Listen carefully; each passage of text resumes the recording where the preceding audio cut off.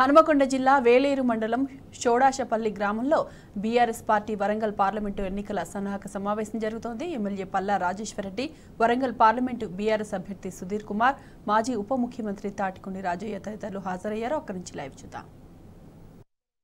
నేనున్నా డాక్టర్ తాటికొండ రాజయ్య మాదిగా, తాటికొండ రాజయ్య మాదిగా ఒక్కసారి నీకు దమ్ము ధైర్యం ఉంటే కడియం శ్రేణి బయలులా ఒక్కసారి చెప్పుకో చూద్దాం.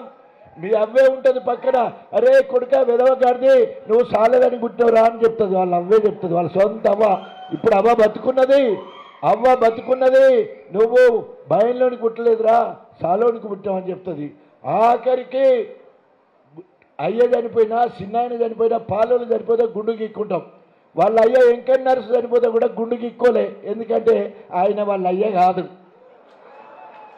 అయ్య అయితే గుండు గీక్కోవాలి కదా, గుండు గీకలే, వాళ్ళ అయ్య వేరే, అందుకనే గుండు గీక్కోలేదు. ఆ రోజు కంచెల్లి ఈ రోజు వరకు ఇప్పుడు వారసురాలిగా కావ్య వచ్చింది.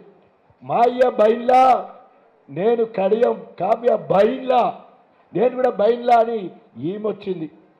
ఈమె కథ కూడా కొంత ఉన్నది. అయ్య కథ ఏమో నకిలీ దళితుడు, 60 ఏళ్ల కాంచెల్లి ఎస్సీ రిజర్వేషన్ అప్పనంగా వాడుకున్నాడు. చదువుకునేటప్పుడు, ఉద్యోగం చేసేటప్పుడు 40 ఏళ్ల కాంచెల్లి రాజకీయాలకు వాడుకున్నాడు. నకిలీ దళితుడు. మళ్ళా నకిలీ దళితుడికి డబుల్ నకిలీ కావ్య, ఎందుకంటే ఇటు మతము కల్తీ, ఇటు కులం కల్తీ, డబుల్ కల్తీ. ఇది డబుల్ కల్తీ. ఎట్లా ముస్లిం అయినని పెళ్లి చేసుకున్నది. పెళ్లి చేసుకోవడం మనం తప్పు పట్టట్లే. ప్రేమ వివాహాలు జరుగుతుంటాయి. ప్రేమ వివాహాలు జరిగినప్పుడు నష్టం బాగుంటుంది. ఓ రెడ్డోళ్ళ అబ్బాయి ఓ అమ్మాయిని చేసుకున్నాడు అనుకో, ఎస్సీ అమ్మాయిని చేసుకున్నాడు అనుకో, వచ్చే 5 కోట్ల కట్నం పోతుంది. తర్వాత ఇంట్లోకి రానియరు. ఎక్కడో హైదరాబాద్లో ఆటో నడుపుకుంటారో ఏదో ప్రైవేట్ ఉద్యోగం చేసుకొని బతకవలసి వస్తుంది. లవ్ మ్యారేజ్ చేసుకున్నప్పుడు వచ్చే బాధలను తట్టుకునేటట్టు ఉండాలి. కానీ ఇక్కడ అవ్వ కావాలి, బువ్వ కావాలి, అటు కులం కావాలి, ఇటు మతం కావాలి, ఇటు అయ్య సంబంధించిన పైసలు కావాలి, అయ్య రాజకీయ వారసత్వం కావాలన్నట్టు.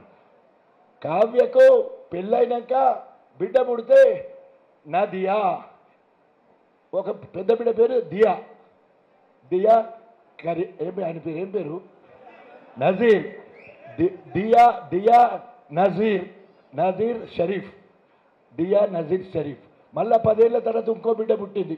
ఇప్పుడు చిన్న బిడ్డ పేరు మెహందీ నజీర్ కడియం. కడియం వచ్చింది. మళ్ళా ఇది తెలుస్తలేదు, ఎవరు తెలుసుకుంటలేరు మీరు.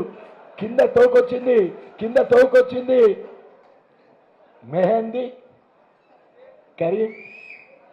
కడియం, నజీర్ కడియం. ఎందుకంటే తాత వారసత్వము బిడ్డకి ఇచ్చడానికి ఎప్పటికైనా ఈమె కూడా రాజకీయ వారసులుగా 3వ తరము ఎస్సీలను మోసం చేయాలించడానికి కడియం శ్రేణి ఇప్పటి నుంచి వెళ్ళే కుట్ర చేస్తాడు. సిగ్గుపోతుంది ఎవడా చెప్తే, సిగ్గుపోతుంది. ఒరేమా ఆ పిల్లకు 6 నెలలు లేవు, 8 నెలలు లేవు. ఆ పాపకు కూడా కడియం తోకబెట్టాల్సిన అవసరం ఏమున్నది? ఓ గంత కుట్రదారుడు కడియం శ్రీ అనేవాడు, అంత కుట్రదారుడు. అందరినీ మోసం చేసి ఈరోజు తెలంగాణలో ఉన్న అందరి దళితులను మోసం చేసి 70 లక్షల మంది మాదిగలుంటే మాదిగల హక్కులను మొత్తం కూడా ఈరోజు కడియం శ్రీ అని కబలించేసిండు. దేవుడు లాంటి కేసీఆర్ గారిని నమ్మించి మోసం చేసిండు. తిన్నింటి వాసాలు లెక్కబెట్టి ఈరోజు కపట నాటకము ప్రేమ అప్పటి వరకు ఆడి పోయి రేవంత్ సంకలకి వచ్చిండు. నీకు సిద్ధశుద్ధి ఉంటే రేవంత్ రెడ్డి నువ్వే కదా నిండు సభలో కడియం శ్రీ నువ్వు మాదిగోడవో మాలోడివో నీ ఊర్లో నిజ నిర్ధారణ కమిటీ పెట్టి నువ్వు నిరూపించుకో అని చెప్పేసి అదే సిగ్గు శరం లేని రేవంత్ రెడ్డి మాట్లాడు. ఇవాళ ఏ ముఖం పెట్టుకొని ఆయన ఇంటికి పోయి నువ్వు పార్టీలోకి ఆహ్వానించినావు? ఆయనను పార్టీలోకి ఎందుకు ఆహ్వానించినావు అంటే కులం మాసినోడు నీకు కావాలా? కడియం శ్రీ కులం మాసినోడు. ఆ కులం మాసినోడిని కావాలని చెప్పేసి కాంగ్రెస్లు తీసుకుపోయి నువ్వు ఇంతసేపేమో అభయాస్తము అభయాస్తం అని తిరుగుతుండు రేవంత్. కానీ కడియం శ్రేణి భస్మాసురాస్తం అని ఆయనకు తెలియలే. మొత్తం ముందే చెప్పిండు కాంగ్రెస్ 6 నెలల్లో కూలిపోతానని. ఈరోజు కడియం శ్రేణి పోయింది, ఈయన కూలిపోతాడు, ఆయనను కూలగొడతాడు. ఈత రానోడు వాడు మునుగుతాడు, పక్కనున్న ముంచుతాడు. ఇలా కడియం శ్రేణి రేవంత్ రెడ్డిని ముంచడానికే పోయిండు, అంతే తప్ప వేరే ఏం లేదు. పతనము మొదలైంది. ఇక్కడ గణపురంలో రాజకీయ భవిష్యత్తు ఇచ్చిన గణపురం నాకు రాజకీయ జన్మనిచ్చింది అన్నది కదా. జన్మించిన దగ్గరే నువ్వు హతం కాబోతా ఉన్నావు అని చెప్పేసి ప్రజలందరూ కూడా ఎదురు చూస్తూ ఉన్నారు. ఎప్పుడని ఎదురు చూస్తూ ఉన్నారు. ఓట్లు ఎత్తారు. మనందరి పంతం కడియం శ్రేణికి గణపురం నియోజకవర్గంలో డిపాజిట్ రాకుండా ఒక్కొక్కరు ఇంతకుముందు ఓన్లీ బీఆర్ఎస్కు మాత్రమే ఓటేసినాం. ఇప్పుడు కడియం శ్రేణిని బొందబెట్టడానికి ఓటేయాలంటే కడియం శ్రేణిని బొందబెట్టడానికి ఓటు ప్రతి ఒక్కరికి వేయాలి. పోనీ కాంగ్రెస్ ఏమన్నా మంచి పనులు చేయడానికి అని పోయిందా అంటే కాంగ్రెస్ పార్టీ మార్పుతోని మా అవ్వలు ఓటేసిండు. ఫస్ట్ తారీఖు రాగానే 2,500 వస్తాయని ఓట్లు వేసిండు. ఎవరికైనా ఇచ్చింది అవ్వ మీకు? 2,500 వచ్చినాయా? మహాలక్ష్మి 2,500 రాలే. రైతులందరూ రైతు రుణమాఫీ చేస్తాడు, 2 లక్షల రూపాయలు డిసెంబర్ అన్నారు.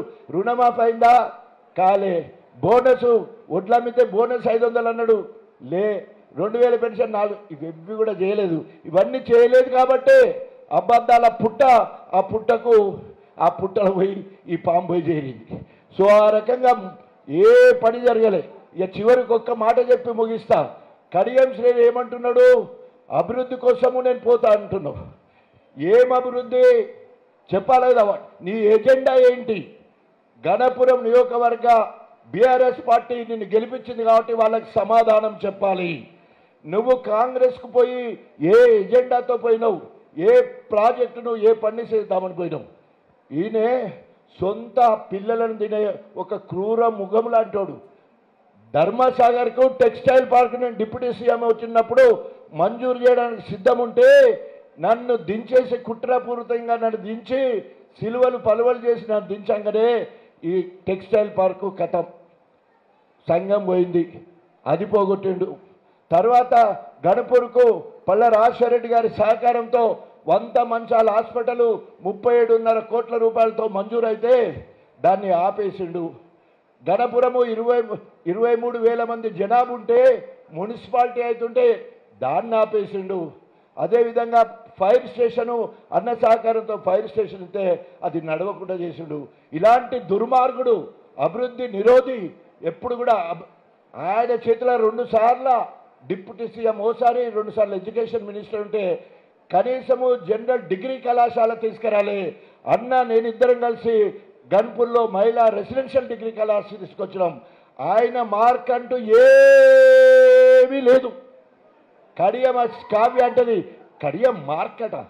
కడియం మార్క్ అంటే అభివృద్ధి నిరోధకం. కడియం మార్క్ అంటే అవినీతి తిమింగళం. కడియం మార్క్ అంటే కల్నాయక్. కడియం మార్క్ అంటే దళిత ద్రోహి. కడియం మార్క్ అంటే దళిత దొర. ఇన్ని ఆయన మార్కులు గసొంటి. ఇప్పుడు గణపురంలో ఫ్లైఓవర్ బ్రిడ్జ్ వచ్చింది, ఔటర్ రింగ్ రోడ్ వచ్చింది, ఇండస్ట్రియల్ కారిడోర్ ఏర్పాట్లు అవుతున్నాయి. 7 రిజర్వాయర్లు ఏ నియోజకవర్గం లేవు. మీ అందరి ఆశీర్వాదాలతో నేను అన్న పల్లరాజశేఖరరెడ్డి గారి సహకారంతో ఈరోజు 1,39,000 ఎకరాల ఆయకట్టుకు స్థిరీకరించుకొని పచ్చగా ఉన్న గణపురం ఈరోజు పర్రెలు వాసిపోతూ ఉన్నది. కారణం ఏంటంటే పాలకుడు కడియం కాంగ్రెస్కు పోయిండు. గొడ్డొచ్చిన వేళ బిడ్డొచ్చిన వేళ అంటారు. కాంగ్రెస్ వచ్చింది, కరువు తీసుకొచ్చింది. ఈరోజు మొత్తం కూడా కరువు. ఆ కరువులో ఆ కాంగ్రెస్ దగ్గర వీడు పోయిండు. వీడు పతనం ఖాయం. మనమందరం కూడా 13 మే రోజు కారు గుద్దుకుని ఆ సామిరంగా గుద్దితే కడియం శ్రేణిగా పాతాళం పోలే లేసే ముచ్చట లేదు. ఆ దిశగా మీరందరూ కూడా మరి కారు గుర్తు కొట్టేసి మరి సుధీర్ కుమార్ గారిని భారీ మెజార్టీతో గెలిపించాలని కోరుకుంటూ మరి ఇప్పటికే సమయం లేదు ఎక్కువ మాట్లాడడానికి. మిగతా విషయాలన్నీ కూడా పెద్దలు పళ్ళ రాజశేఖర రెడ్డి గారు మాట్లాడుతారు. అందరూ ఒకసారి చప్పట్లతో వారి స్వాగతం పలకాలి. వారు చేసిన అభివృద్ధికి అందరూ ఒకసారి లేచి నిలబడి చప్పట్లు కొట్టాలి. ఒకసారి అందరు లేచి నిలబడాలి అన్న కోసం. ఎందుకంటే నాకు దేవుడిచ్చిన ఒక నియోజకవర్గానికి ఒక ఎమ్మెల్యే ఉంటాడు, ఒక నియోజకవర్గానికి ఒక ఎమ్మెల్యే ఉంటాడు. కానీ ఒక ఎమ్మెల్యేగా ఎమ్మెల్సీగా 2 సార్లు, ఇప్పుడు జనగాము ఎమ్మెల్యే అయినా కూడా గణపురానికి వారి సమయాన్ని ఇచ్చి వ్యయప్రయాసాలు ఖర్చులు అనేక రకాలుగా సహకరిస్తున్న మరి పళ్ళాను మన ఒక్కసారి పళ్ళా పళ్ళా పళ్ళా. జై తెలంగాణ, జై తెలంగాణ, జై కేసీఆర్. ధర్మసాగర్ వేలేరు మండలాల నాయకుల కార్యకర్తల సమావేశానికి అధ్యక్షత వహించిన వేలేరు మండలాధ్యక్షుడు నరసింహరావు గారు, వేదిక మీద ఆసీనులైన మన ఇవాటి అభ్యర్థి డాక్టర్ సుధీర్ కుమార్ గారు, మనందరి ప్రేమపూర్వకంగా 4 సార్లు గెలిపించుకొని ఇవాళ కల్మషం లేని ఒక మాదిగ బిడ్డ. ఇవాళ మనందరికీ కూడా మీ అందరికీ మీతో పాటు మా ఆర్డర్ తీసుకొచ్చింది నేనే కదా. నువ్వు తీసుకొచ్చిన పని ఒక్కటి ఉంటే చెప్పు మిస్టర్ కడియం శ్రీహరి. నువ్వు ఇవాళ మా సమ్మక్క అన్నదో, సరిత అన్నదో, మా నరసింహరావు అన్నారో, మా యొక్క ప్రభాకర్ అన్నడో అని కాదు. ఎందుకంటే నువ్వు చేసిన పని ఒక్కటి ఉంటే చూపి. నిన్ను ఏమన్నా కావాలంటే మేము ఓట్లు వేసినాం, గెలిపించినాం, నిన్ను గౌరవించుకున్నాం తప్ప నువ్వు ఈ యొక్క ప్రాంతానికి కానీ, మా ధర్మసాగర్ కానీ, మా వేలూరు కానీ ఒక్క పని నువ్వు చేసింది ఏమైనా ఉంటే చూపి. అంతేకాదు ధర్మసాగర్లో ఇంతకుముందు అన్న చెప్పినట్టు సోమదేవరపల్లి, అదేవిధంగా ముప్పారం, నారాయణగిరి ప్రాంతంలో ఆ చెరువు వెనుక భాగాన, ధర్మసాగర్ చెరువు వెనుక భాగాన టెక్స్టైల్ పార్క్ కోసం వస్తే ఆ టెక్స్టైల్ పార్క్ను తీసుకుపోయి ఇక్కడ రావద్దని చెప్పి కుట్ర చేసి పంపించింది నువ్వే కదా. మా ఎల్కుర్తిలో సైనిక్ స్కూల్ వస్తే 40 ఎకరాలు, దానికి ఆల్రెడీ 40 నుండి 50 ఎకరాలు మొత్తం కూడా రైతులందరి దగ్గర తీసుకుంటే నాకు ఇక్కడ సైనిక్ స్కూల్ వద్దనేది అడ్డుపడ్డది నువ్వే కదా. ఆపిందే కడియం సీదే కదా. మా ఎల్కుర్తి అన్న చెప్తా ఉన్నాడు, నీవు ఏం చేసినావు? ఈ ధర్మసాగర్ని కనీసం సెంట్రల్ లైటింగ్ అన్న పెట్టినావా? మా చిన్న వేలేరులో ఇలా సెంట్రల్ లైటింగ్ కానీ ఇక్కడి నుంచి అక్కడ 20 కిలోమీటర్ల అద్భుతమైన రోడ్డు వేసుకుంటే మా భూముల ధరలు 5 లక్షలు 10 లక్షలు ఉంటే ఇలా 50 లక్షలు 60 లక్షలు అయింది. వాస్తవం కాదా? నువ్వేం చేసినావు?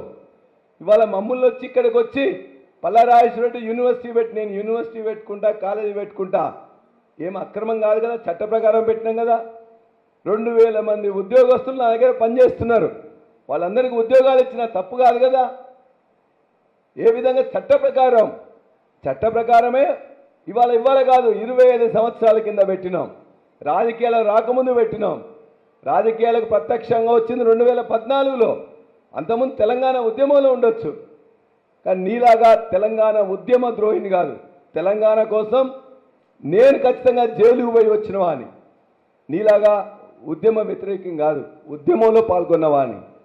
కాబట్టి ఇక్కడ నువ్వు మాట్లాడేటప్పుడు మా అన్ని గుండెలు కూడా నువ్వు మాట్లాడుతుంటే కొంతమంది కడియం సీఆర్ లానే ద్రోహం చేసేవాళ్ళు ఇక్కడ ఎంపీటీసీగా మా ఊరిని గెలిపించుకొని ఎంపీపీ చేసినాం. మల్లికుదురులో ఎంపీటీసీ చేస్తే, ఎంపీటీసీ సర్పంచ్గా ఓడిపోతే ఎంపీటీసీ అందరిని కూర్చునబెట్టి దండం పెట్టి ఇనానిమస్గా ఎంపీటీసీ చేసుకున్నాం. అనేక మందిని ఇలా చేసుకుంటే మా అక్కలకి, మా జ్యోతి కానీ, మా సంధ్య కానీ ఒకరు బీజేపీ నుండి వచ్చింది. ఎప్పుడు కూడా నేను రమ్మని అడగలే. మనం చేసే పని విధానంలో వాళ్ళకు కూడా పనులు ఇవ్వాలంటే ఇలా పార్టీకి ప్రేమతో వచ్చింది. మా జ్యోతి కూడా చాలా కడుపులో బాధ ఉంటే కూడా ఏనాడు కూడా నువ్వు చేరమని చెప్పేసి అనలే. ఈ ప్రాంతం అభివృద్ధి మీరు చేస్తున్నారన్నా, నేను కూడా మీతో ఉంటామని వచ్చిండ్రు. ఇటువంటి వాళ్ళని చూసి బుద్ధి తెచ్చుకోమని చెప్తున్నాం. ఇలా బీఆర్ఎస్ పార్టీ జెండా మీద, కండువా మీద మీ అందరం కూడా గెలిపిస్తే ఇలా ఎంగిలి కూడు కోసం ఇలా కడియం పక్కన చేరిన ఈ ప్రాంత ప్రజాప్రతినిధులు సిగ్గు తెచ్చుకోవాలి. ఎవరి ఓట్లతో గెలిచిండ్రు, ఎవరి బీఫామ్తో గెలిచిండ్రు, ఎవరి ప్రేమతో గెలిచిండ్రు. ఇవాళ ఆయన వేసే ఎంగిలి బొక్కల కోసం మీరు పోయింది కదా. రేపొద్దున మళ్ళీ ఏ ముఖం పెట్టుకొని ఓట్ల కోసం అడుగుతారు, మళ్ళీ మీరు పోటీ చేస్తారో ఖచ్చితంగా చూస్తాం. ఇదంతా కూడా ఇంతకుముందు చెప్పిండు మా లాల్. ప్రతి ఊర్లో ఎక్కడ పోయినా కూడా ఒక్కొక్క ఊర్లో 10 మంది 15 మంది త్యాగాలు చేసిన గడ్డ, ప్రాణాలు ఇచ్చిన గడ్డ. ఇదే పీతలకు కేసీఆర్ సార్ కూడా వచ్చిండు. ఈ ప్రాంతం కొద్దిగా లోపల ఉంటుంది. ఆనాడు కమ్యూనిస్ట్ ఉద్యమం కానీ, తెలంగాణ ఉద్యమం కానీ, నక్సలైట్ ఉద్యమాన్ని కానీ ఆయుపట్టుగా ఉన్న గడ్డ. మా ప్రాణాలు పోయినా పర్వాలేదు, ఈ ప్రాంతంలో ఉండే ఇతర ప్రజలు మంచిగా బతకాలి, నాలాగా కష్టపడకూడదని చెప్పేసి ప్రాణాలను ఇట్లా మొత్తం ఇట్లా గాలి పిన్నెలు గాలి బుడగల్లాగా ఇచ్చేసిన బిడ్డలు ఉన్న ప్రాంతం ఇది. ఈ ప్రాంతంకి వచ్చి ఈ ప్రాంతంలో అనేక మందిని చంపించి ఇవాళ ఇక్కడ వాళ్ళ మీద ఏదో ప్రేమతో ఇక్కడ కొంతమంది వలసవాదులను, వ్యాపారవేత్తలను ఇవాళ నువ్వు తీసుకొని పో, నీకు ఇవాళ సమాధానం చెప్తాం.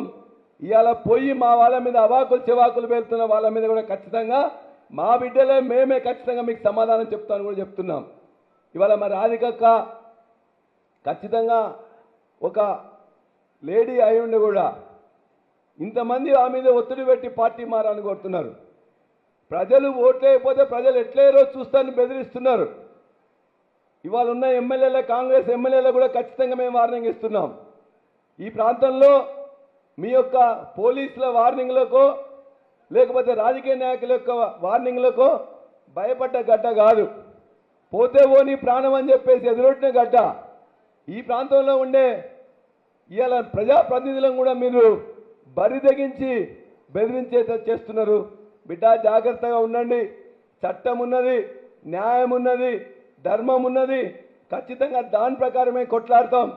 ఫైనల్గా చివరికి అంతిమ విజయం అనేది ధర్మమే గెలుస్తుంది. జయము ఖచ్చితంగా ధర్మము గెలుస్తుంది.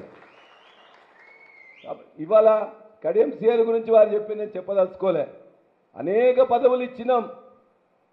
ఒకటే మాట చెప్తా, ఎంపీగా కావాలంటే కేసీఆర్ గారు ఇచ్చిండ్రు, ఎమ్మెల్సీలు కావాలంటే 2 సార్లు ఇచ్చిండ్రు, డిప్యూటీ చీఫ్ మినిస్టర్ కావాలంటే ఒకసారి ఇచ్చిండు, ఎంపీ కావాలి మళ్ళా ఎమ్మెల్యే కావాలంటే వారిని పక్కన పెట్టి ఇచ్చిండ్రు.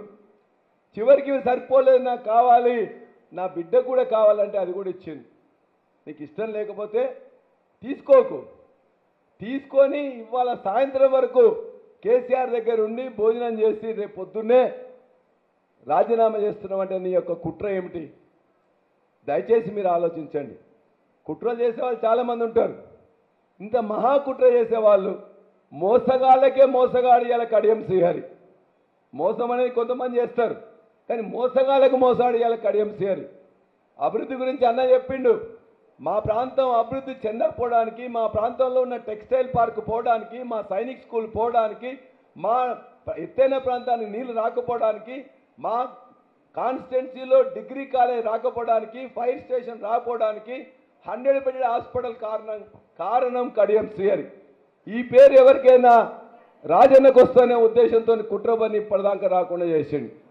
ఇవాళ అభివృద్ధి గురించి మాట్లాడుతున్నాడు.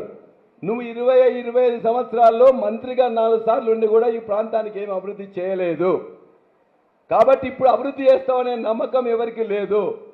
నీ బిడ్డ అభివృద్ధి, నీ కుటుంబం అభివృద్ధి, నీ యొక్క అభివృద్ధి కోసం తప్ప మరొకటి కాదు. ఇక్కడ మేమన్నా తప్పు చేసినట్లయితే ఇక్కడున్న మా యొక్క సోడ్చిపల్లి, మా వేలేరు, మా ధర్మసారి బిడ్డలందరికీ తెలుసు. వాళ్ళ ముందే చెప్తున్నా, వాళ్ళ ముందే నేను అర్థిస్తున్నా. ఏనాడు ఒక గుంట భూమో సెంటు భూమో ఎవరి దగ్గర కూడా ఇక్కడ మేము ఎవరి దగ్గర తీసుకున్నది లేదు. ఏమన్నా అవసరమైతే ఊరి అవసరాల కోసం ఇచ్చినం తప్ప ఇక్కడ లేదు. ఇక్కడ వ్యవసాయం చేసో ఇంకో చేసో సంపాదించి వేరే దగ్గర తీసుకుపోయింది లేదు. వేరే దగ్గర సంపాదిస్తే ఏమన్నా వస్తే ఇక్కడ పెట్టినాం.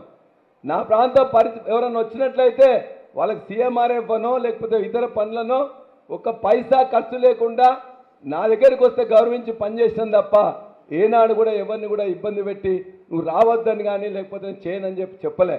వీలైనంత వరకు ఈ 10 ఏళ్లలో ఖచ్చితంగా వీలైనంత వరకు ఉద్యోగాలు ఇచ్చినాం, వైద్యం చూపించినాం, విద్య చెప్పించినాం, వీలైనంత వరకు పనులు చేపించినాం తప్ప నీలాగా అహంకారంతో మాట్లాడి ఎలగొట్టలే. కాబట్టి మిస్టర్ కడియం శ్రీహరి, మేము కూడా వాళ్ళు జాగ్రత్త పెట్టుకొని మాట్లాడు తప్ప మా ప్రాంతానికి వచ్చి నువ్వేదో మాట్లాడని చెప్పి సంకలు గుద్దుకోకు. ఈ ప్రాంతం ఎప్పుడు ఎవరికి ఎట్లా కర్ర కాల్చి వాత పెట్టాలనో బాగా మాకు తెలుసు. రేపు ఎన్నికల్లోనే నీకు అది ఖచ్చితంగా చూపించబోతున్నాడు నీకు చెప్తా ఉన్నాం.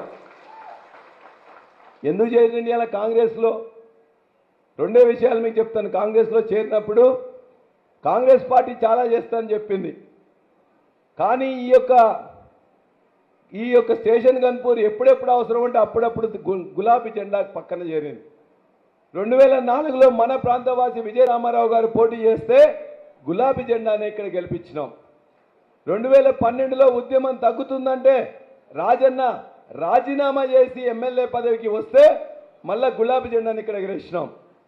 2023లో ఈ రాష్ట్రంలో ఈ జిల్లాలో మొత్తం గాలి ఒక దిక్కు వీస్తుంటే ఎదురొట్టి నిలబడ్డది రెండే ప్రాంతాలు, ఒకటి జనగామ, రెండోది స్టేషన్ గన్పూర్. కడియం సీఆర్ అంటున్నాడు పల్లా రాజేశ్వర చీడ పొరుగు ఖరాబ్ చేస్తున్నాను. నేను చీడ పొరుగునైతే జనగామలో ఎట్లా గెలుస్తా, స్టేషన్ గన్పూర్లో నిన్ను ఎట్లా గెలిపిస్తా. నువ్వు వస్తేనే కదా, నువ్వు బతిలాడి బామాడి ఇక్కడికి వచ్చి షోడ్చపల్లిలో మొత్తం జిల్లా మొత్తం కార్యకర్తలందరూ వస్తే వాళ్ళందరితో మాట్లాడి నీకోసం దండం పెట్టి ఓట్లు వేయించినాం కదా. నువ్వు గన్పూర్లో మీటింగ్ పెడితే, గన్పూర్లో మళ్ళోసారి పెడితే వచ్చి అందరినీ కూడా అభ్యర్థించి ఓటు వేయించినాం కదా. నేను, నా కుటుంబం, నా గ్రామ ప్రజలు, నా మండల ప్రజలు అందరూ కూడా నీకోసం ఆహర్నిశలు నువ్వు ఒక పైసా లేకుండా కూడా మేమే ఖర్చు పెట్టుకొని నీకోసం పనిచేసినాం కదా. నీకు ఇలా బాధ్యత లేదా? ఇలా పార్టీ మారేటప్పుడు ఖచ్చితంగా నేను గులాబీ జెండా మీద గెలిచినా నేను నీతి నిజాయితీ అని చెప్పుకుంటావు కదా. నువ్వే నీతి గల వానివైతే, నిజాయితీ ఉన్నట్లయితే గులాబీ జెండా మీద గెలిచిన ఎమ్మెల్యే పదవిని తృణీకరించి నువ్వు రావాలి కదా. సిగ్గు శరం ఉంటే ఇప్పటికైనా రాజీనామా చేయమని నేను కోరుతా ఉన్నా. ఇవాళ నీతి అంటే ఎవరికి వాళ్ళు చెప్పుకోరు. కడియం సీఆర్ నీతిమంతులను ఇంకోరు చెప్పాలి. మైకెత్తగానే నీతి నిజాయితీకి అలా కడియం సీఆర్ అని ఆయన దాన్ని చెప్పుకుంటూ ఉంటాడు. నీ నీతి ఏందో, నీ నిజాయితీ ఏందో నీ గురువింద కింద సామెతలా ఉన్నది. కాబట్టి ఆయన గురించి ఇంకా ఎక్కువ చెప్పుకోకుండా కాంగ్రెస్ పార్టీ మనం చేస్తున్న అంశాలు చేసినా మీరు ఒక్కసారి దయచేసి ఆలోచించండి. మా అక్కజనులు చాలామంది వచ్చిండ్రు, మనం మోసపోలే. కానీ చాలామంది మహిళలందరూ కూడా అనుకున్నారు 2500 రూపాయలు డిసెంబర్ 9న ఇస్తా అక్క అని మీకు చెప్పిండు. ఇచ్చిందా? ఎవరికైనా వచ్చినాయా?